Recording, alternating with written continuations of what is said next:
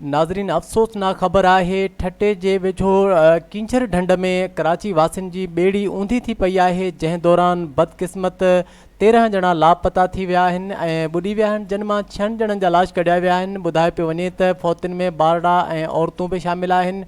बाक़ी ॿुॾी वियलनि जी ॻोल्हा जारी आहे। असां सां लाइन ते मौजूदु आहे काश न्यूज़ जो नुमाइंदो साजिद जोखियो।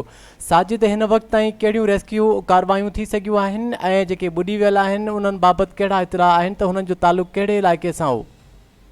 जी सर, बिल्कुल तव्हांखे ॿुधाईंदो न कराची जो जेके ही माण्हू हुआ घुमण फिरण वाला कोरंगी सां तालुको घुमण जे हवाले सां कींझर ढंढ मौजूदु हुआ, जेके नूरी जी मज़ार ते कांच जी ॿेड़ी ते सवार थिया। 13 ॼणा बुधी विया, जंहिंमें 9 ॼणनि जा लाश हिन वक़्त ताईं मिली चुका आहिनि। एडी अमन एम्बुलेंस जूं रज़ाकार टीमूं जेके हिन वक़्त मौजूदु सूरत हाल ते पहुची चुकियूं आहिनि ऐं SSP ऐं हुतां जो MP उहो बि मौजूदु आहिनि। जी सर।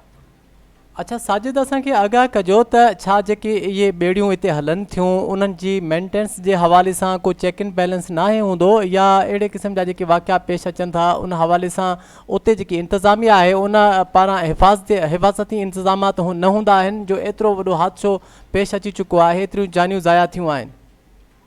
हाँ सर, बिल्कुल तव्हांखे ॿुधाईंदो आहियां कींझर ढंढ ते हिकु नंढड़ी हॉस्पिटल इमरजेंसी लागू थियल आहे, पर हुन जी अहिड़ियूं को बि सहूलियत मौजूदु न आहिनि ऐं हीअ ॿेड़ी कांच जी आहे, मोटर ते हलंदी आहे ऐं उते ॿी का ॿेड़ी न आहे ऐं हिन में 10 माण्हुनि जी गुंजाइश आहे। उतां जा मौजूदु महांगीर जेके आहिनि 12, 13, 16 माण्हू खणी नूरी जी मज़ार ते सवार थींदा आहिनि ऐं जीअं ई वाक़ियो पेश आयो उतां जो हॉस्पिटल में अमलो मौजूदु न हो।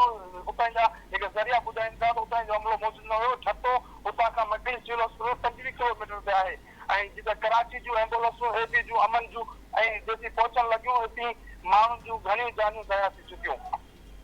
अच्छा साजिद, असांखे आगाह कजो त जेके फौत थी वियल आहिनि छा ॿुधायो पियो वञे त उन्हनि जो तालुक़ु हिक ई ख़ानदान सां आहे या उहे मुख़्तलिफ़ ख़ानदाननि सां तालुक़ु रखनि था? जी सर, बिल्कुल तव्हांखे ॿुधाईंदो त ही हिक ई ख़ानदान सां तालुकात आहे। हिन जो कराची जा रहवासी आहिनि। हिक ई ख़ानदान जा नंढा ॿार ऐं औरतूं ऐं मर्द पिणु मौजूदु हुया।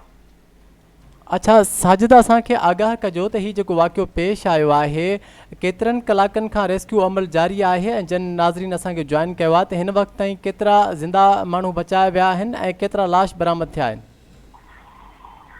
13 माण्हू 9 ॼणनि जा लाश मिली चुका आहिनि ऐं 2 जी ॻोल्हा जारी आहे, ॿिया ज़िंदा आहिनि। वॾी महिरबानी साजिद जोखियो तफ़सीलन आगाह करण खां।